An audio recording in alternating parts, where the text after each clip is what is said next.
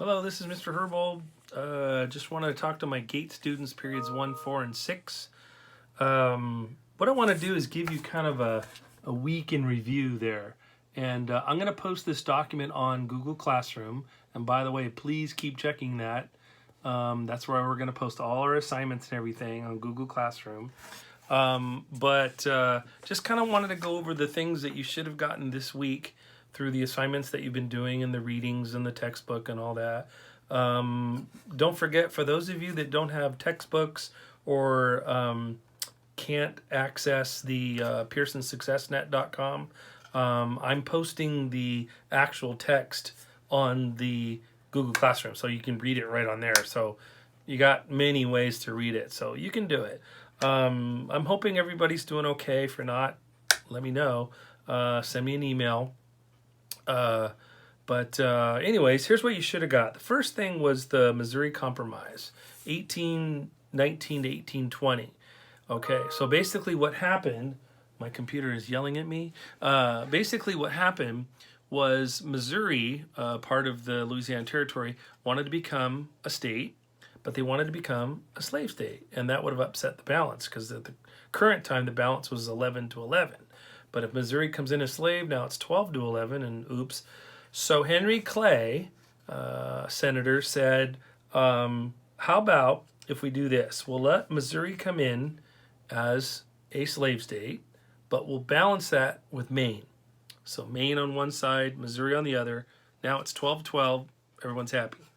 Also, all slavery will be prohibited above that southern boundary of the Louisiana Territory. So that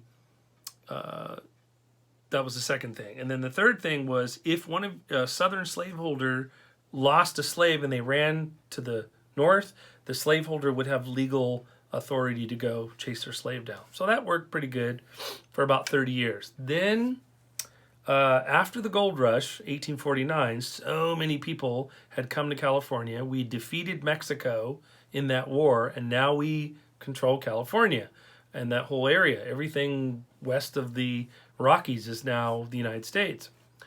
And California wanted to become a state, and they wanted to become a free state. And because of that, once again, we have a problem with a balance tip. And so Henry Clay came out of retirement and said, I can fix it. So he said, okay, here's what we're going to do. California would come in as a free state.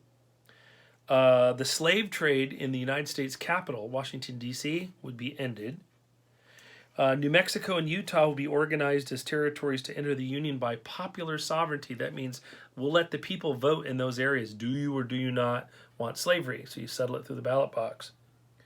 We'll also give the South a tougher Fugitive Slave Act. So if one of your slaves runs away, the North has to help you get them back. Texas would also give up some claims to land and help in paying its state debt. So all five of those things equal the Missouri Compromise. That's 1850. Then, a lady by the name of Harriet Beecher Stowe. She writes a book called Uncle Tom's Cabin. And boy, that set the country on fire, because she had gone down to the South, saw slavery, and was so moved by it, she wrote about it. The South accused her of doing what your book calls propaganda, which means saying false or misleading statements that aren't really true. But she really opened a lot of people's eyes in the North, like, wow, is that going on down there? We had no idea. Then we had the Kansas-Nebraska Act, about 1854, where Illinois Senator Stephen A. Douglas, he said, hey, let's build a railroad from Chicago, Illinois, all the way to California. But it's going to go through this Kansas territory and Nebraska territory, and that territory doesn't allow slaves. And so, of course, the pro-slavery people got all upset, and they said, oh boy, this is no good. So they said, okay, we'll vote on it. They were only supposed to have 3,000 votes, but when they counted, they had 8,000. So obviously 5,000 Southerners snuck into the area, and they cheated.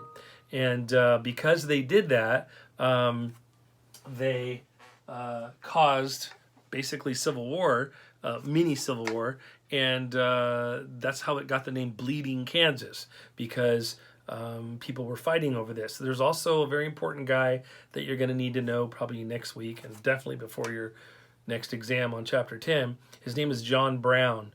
And John Brown was an anti-slavery guy who actually believed that God was telling him it was okay to kill. So he killed 5 people at a place called Potawatomi Creek in the name of ending slavery.